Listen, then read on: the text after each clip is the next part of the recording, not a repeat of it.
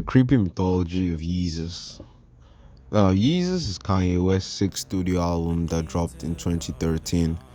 It's one of his most controversial albums because, well, in many opinions, people think it was terrible or over experimental. In my personal opinion, it impacted hip hop the most. The sound we see from Playboy Cardi, Travis Scott, many other experimental rappers who experiment with your sound and use more industrial or synth based instruments or more synthesizers in their sound. We can see this especially in Travis Scott because Travis Scott had a big impact on Yeezus in the product from a production standpoint because he helped produce a lot of the beats on Yeezus. But this album actually impacted hip hop a lot, but it has a crazy mythology and storyline to it. That is what we're getting into today. Let's get in. For the mythology of Yeezus. When it opens on site, Bonaire, Tian Taylor, and the choir rhetorically asking us if we could get much higher, as if they're parked outside Heaven's Gate. Jesus finds hell on earth, or more specifically, Miami. This is a distant sound of acid sound, as heard out in the Chateau Drive entrance of the Fontainebleau Hotel. That's where the fountain is. That's when she got kicked out of the hotel. That's when Kanye got back in. That's when laser sounds. There's nothing dreamy going on here. This is the dance floor anthem. We need to clear out the dance floor. Its creator compares it to central nervous system disorder. There is no warmth. The guy we thought we knew is gone. The old Kanye is gone. The old Kanye is dead. The dream is over. Kanye West is dead. Jesus has risen. He's claiming the death of the old self, and Yeezus, this new character Kanye is portraying, has risen. This character does not give a F. This character does not care what anybody thinks. This character does not care about the conventional way of making music, about the conventional way of moving in hip hop or music in general. He wants to change the status quo. He wants to bring an entirely new sound to music. He wants to invent a new sound that no one has ever made before, bringing obscure sounds that no one believes in and making music that changes the world. And that is exactly what Kanye did with Yeezus. He crafted the album not only to challenge the listeners' expectations, but redefine hip-hop and challenge the minds of the listeners. See if they can truly think deep enough to understand where he's coming from, where he's going to, and who is he speaking to with Yeezus. The genesis of Yeezus can be traced back to Kanye West's dissatisfaction in the music industry status quo. Fresh from the critically acclaimed Dark Fantasy or My Beautiful Dark Twisted Fantasy, he sought to break away from the lush orchestration and maximalist production that defined Dark Fantasy. In collaboration with producers like Daft Punk, Rick Rubin, and Gesaftlin, he embarked on a sonic experiment that would become Yeezus. He wanted the sound so different, so future. That is, by the way, let's dive into the album storyline properly. Now, for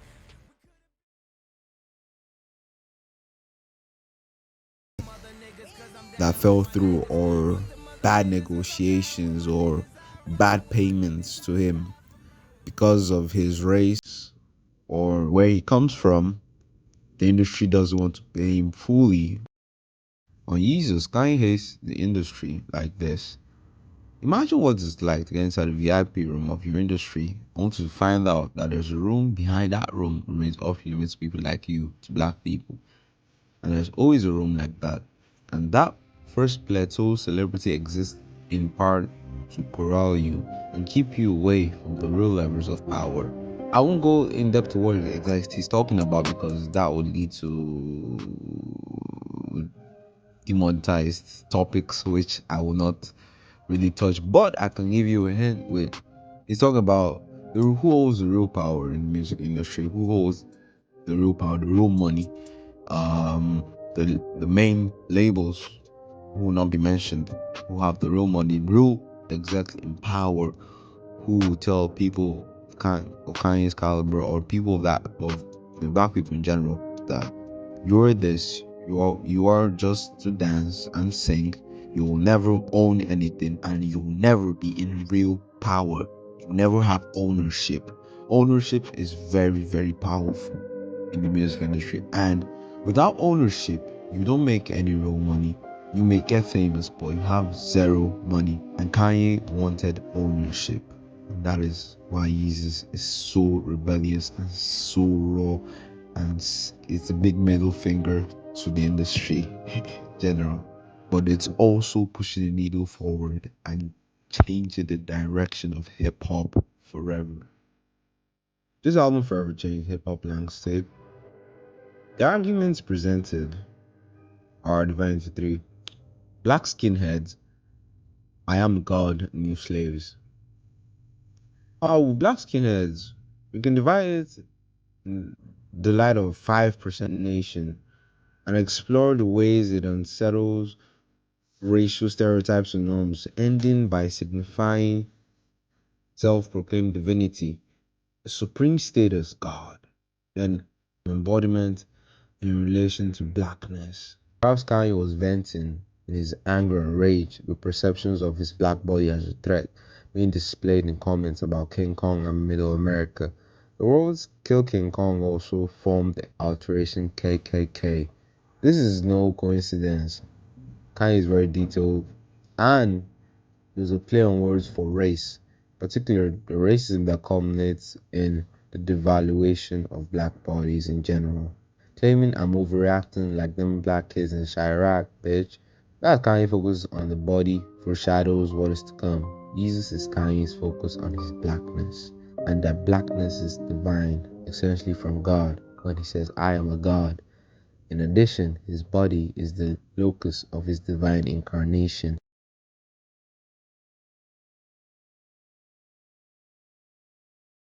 The listener on Yeezus, the album, not only realizes that the political and social consequences of Yeezus is dangerous, but now also the implications of Yeezus as a black god, black by race. For Yeezus, there is no separation between his blackness and his godness. They are one and the same. The thought of a black god, though controversial in a society that engages in continued whitewashing, is not anomalous. In a black theology of liberation, scholar theologian James H. Cole finds the blackness of God and everything implied by it in a racist society is God. Crucial source of inspiration for Yeezus upon its release was the filmmaker Alejandro Jodorowsky, more specifically his 1973 film The Holy Map. Of this monolithic release, each year that has passed since it arrived finds Kanye floating further into the realm of real life, casting his art not as grand statements of purpose, but as musings onto the interior aspects of life and wants that he has. He may never again reach the heights of this album, even if he wanted to. Kanye did not die for our sins on Yeezus, but it certainly seems like he may have died for his own sins on Yeezus.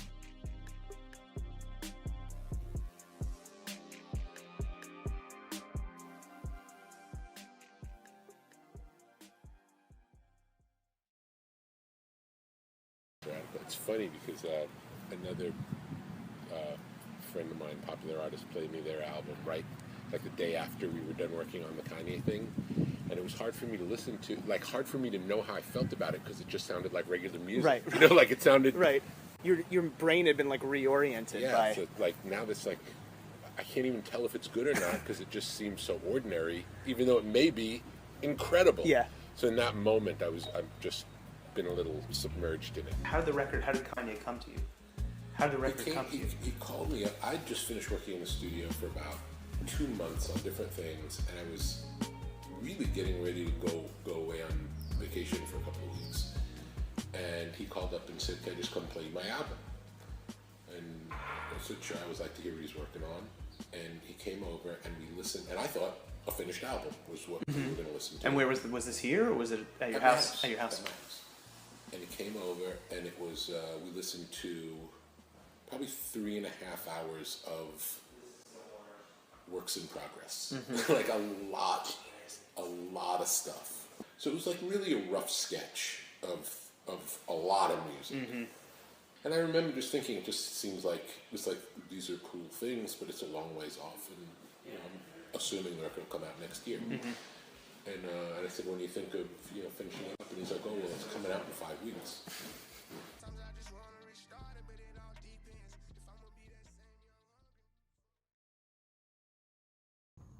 He's ready to attack you, hit you left and right at random, to go from a sweet melodious choir to jarring electronic acid house beats, or from electronic music to smooth jazz or soul music to electronic music back to acid house immediately, which makes this album a total roller coaster, which made it one of the greatest and most impactful, or the most impactful album in hip-hop so far. I mean, there is no project that has been impactful as that in the 2010s, that is. New Slaves talks about consumerism, racism, the prison industrial complex, of how we are the new slaves. People in the entertainment industry, like the rappers, black rappers, or black pop stars, or black financiers, essentially, they are given the illusion of ownership and power, but they really don't own anything. They may have fame, they may have some money, but that is only a piece of the pie. They don't have true ownership, they don't have true power. The power is reserved for those behind the scenes. And New Slave is a perfect reminder of that, and people will not recognize it off rip until they get behind the scenes and see what really goes on in their industry, just like Kanye did in music. The trip reflects on the impact of past mistakes and the weight of regret.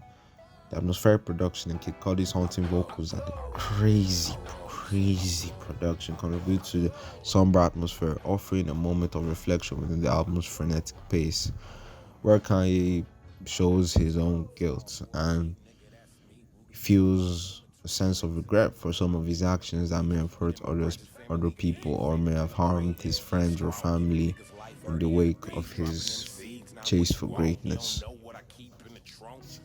It is a track essentially saying he feels guilty, but he will not stop in his journey in achieving absolute greatness for himself. Turn It Up is a very aggressive track on YEESUS, pulsating beats, provocative lyrics. It's a defiant anthem reinforcing YEESUS, the Black God's character, refuses to conform to anybody's expectation. He will not conform to society's expectation. He will not conform to the black community's expectation. He will not conform to what anybody says, but what he wants to do and what is best for him.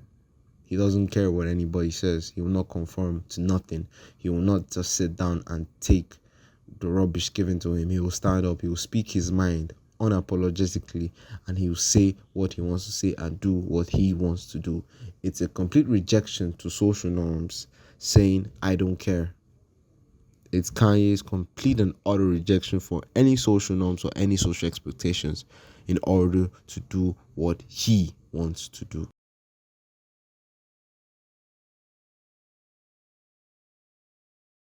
This is from the producers. It was a lot of coming up with design, like solving riddles. If the song called for something aggressive, it was up to 3 or 4 people to design what in their head was the best solution for that aggression in that moment.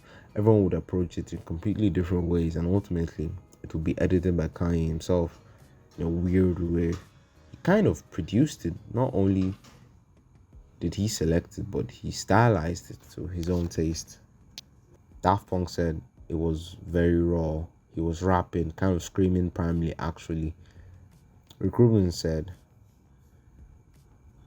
I remember I wasn't feeling that well that day, and I was thinking, is the music making me sick? I don't feel good about this.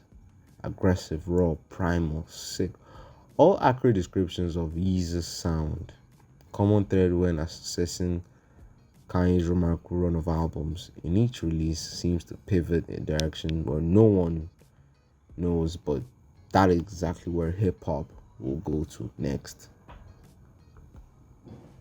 Sounds are ahead of their time completely, and in the next decade, the entirety of hip hop will go in that direction. YEESUS arguably is the event horizon of this notion. It still sounds eerily ahead of its time, a peak of production innovation that has yet to be bettered. Successful full-length albums, The Life of Pablo and Ye, seem to cement the fact that Kanye has been in an artistic tailspin ever since, unable to match the razor-sharp focus and intensity that coursed through each second of YEESUS.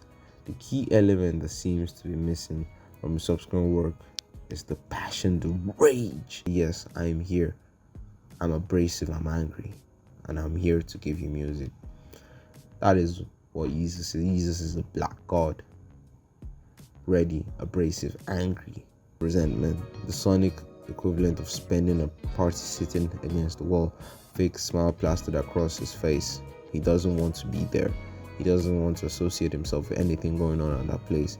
Even the supposedly happy ending of Bounce was riddled with an overarching sense of anxiety, of empty platitudes stepping in for an emotional catharsis that is never attained.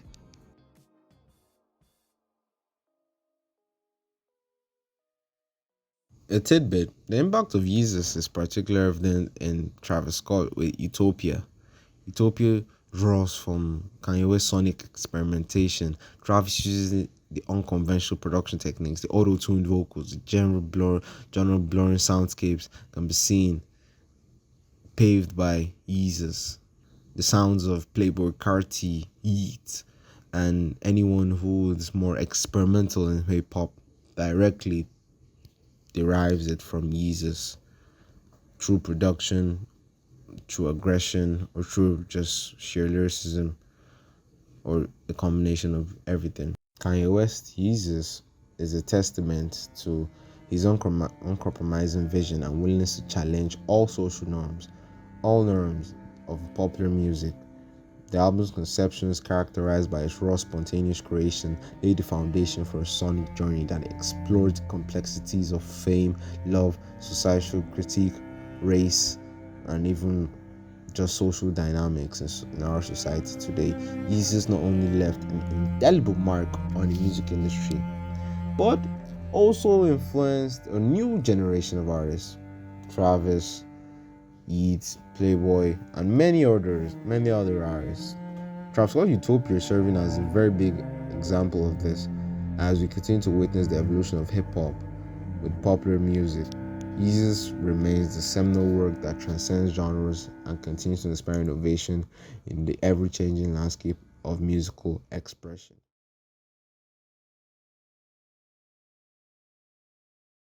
My final conclusion on the mythology of YEESUS.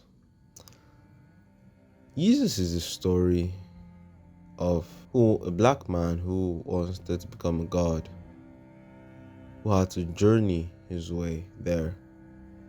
He became a god, the black god, then he became a monster, which is shown through Kanye's fame and what happens when you become so famous at the apex of fame.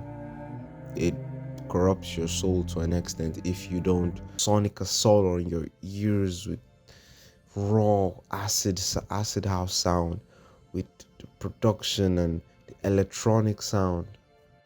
But its message remains clear on issues of race, of issues of problems with industry, and issues of conforming to societal norms. Jesus tells us, do not conform, do not bend the knee, do not give up, do not conform to society's norms, do not listen to them, do not become what they want you to become who you want to become. Make that journey, take that.